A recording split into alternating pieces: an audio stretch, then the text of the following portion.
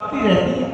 یہ فضہ وہ نوبیہ خاندان کی ہے جو اپنے آپ میں حبش کا بڑا معروف خاندان مانا جاتا تھا. لوگ کہتے ہیں حبش میں رہتی تھی، تہذیب الحسن کہتا ہے عرش میں رہتی تھی. توجہ کہہ رہا ہوں، حبش میں رہتی تھی، میں کہتا ہوں عرش میں رہتی تھی. اس لیے عرش میں رہتی تھی جہاں فضہ پہنچ جائیں وہاں پہ جنت کا رغبہ معین ہو جاتا ہے. توجہ، جہاں فضہ پہنچ جائیں وہاں جنت کا رغبہ معین ہو جاتا ہے.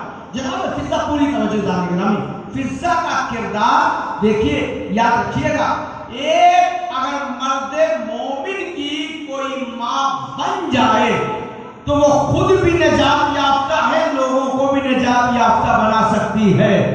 اور جس فضہ کو 4 اماموں نے ماں کہا ہو، ہاں امام بھائی، جن فضہ کو اماموں نے ماں کہا ہو، امام حسن نے ماں کہا، امام حسین نے ماں کہا، خود عزیزان گرامی پوری توجہ کہ جس رسول نے جناب فضہ کو بیٹی کہہ کے پکارا ہو، توجہ چاہ رہا ہوں، جناب فضہ کو اللہ کے رسول نے بیٹی کہہ کے پکارا ہے، علی نے بہن کہہ کے پکارا ہے، فاطمہ نے بہن کہہ کے پکارا ہے. اب سمجھے، اگر ایک معصوم کسی کو عظمت بیان کر دے تو دنیا شک نہیں کرتی. جسے پنجتن نے قصیدہ پڑھا ہو اس فضہ کا کیا مقام ہوگا. صلوات محمد کوئی تو چونکہ سب موضوعات میں بہت کم پڑھا جاتا ہے، شاید آپ کو موضوع خشک لگ رہا ہو، مگر سمجھنے کی ضرورت ہے کہ فضہ کا ذرا کردار سمجھیے پوری توجہ. جب لوگوں کو یہ پتا چلا کہ جناب فضہ کو اللہ کے رسول نے لے لیا ہے اور زہرا کی کنیزی میں دینے جا رہے ہیں، تو لوگ فضہ کے پاس پہنچے.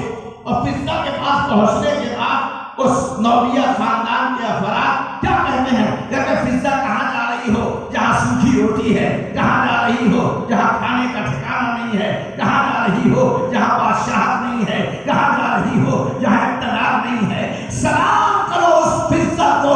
فضہ نے عزیزان گرامی عجب نہیں، مستقبل کی نگاہوں کو دیکھتے ہوئے آواز دی، سنو، تم تو یہ ضرور کہہ رہے ہو فضہ قریب گھر میں جا رہی ہے، یہ تمہاری نگاہ کا قصور ہے. وہ اہل بیت قریب نہیں ہوتے، توجہ توجہ، اہل بیت قریب نہیں ہوتے. تمہیں کیا معلوم؟ اچھا ٹھیک ہے، میں نہیں جاؤں گی، مگر یہ بھی بتاؤ کیا میرے مرنے کے بعد میرا ذکر باقی رکھ سکتا ہے؟ میری دولت باقی رکھے گی، میرا کردار باقی رکھے گا، میرا اقتدار باقی رکھے گا؟ سب خاموش ہو گئے. سلام کرو فضہ کو. فضہ نے یہی وجہ ہے کہ کہا ہم اس لیے وابستہ ہو رہے ہیں کہ صبح قیامت تک اگر فضہ پہچانی جائے گی تو خاندان کی بدولت نہیں، اہل بیت کی کنیزی کی بدولت. صلوات محمد وآل محمد. اگر فضہ پہچانی جائے گی تو اہل بیت کی کنیزی کی وجہ سے. پھر لوگوں نے آگے کہا، فضہ میں نے سنا ہے کہ تم زہرا کی نوکرانی بن کے جا رہی ہو، کنیزی میں جاؤ گی. کیا جملہ جناب فضہ نے کہا ہے تاریخ میں موجود ہے. فضہ کہتی ہے اس سے بڑی کوئی ملکہ ہے کہ جس کی کنیزی کا شرف حاصل کیا جائے. تمہیں معلوم نہیں ہے میں اس کی کنیزی میں جا رہی ہوں جس کی ولادت پر انبیاء کی مائیں، انبیاء کی بیویاں داعیہ بننا قبول کرتی ہیں، تو فضہ کنیز بننا کیوں نہ پسند کر لے.